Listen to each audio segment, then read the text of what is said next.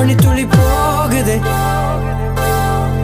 மார்பின் வேகம் கூடுதே, மனமோ ஏதோ சொல்ல வார்த்தை தேடுதே. கண்ணெல்லாம் நீயே தான் நிற்கின்றாய், விழியின் மேல் நான் கோபம் கொண்டே இமை மூடிடு என்றேன். நகரும் நொடிகள் தசையடி போலே முதுகின் மேலே விழுவதினாலே வரி வரி கவிதை எழுதும் வலிகள்.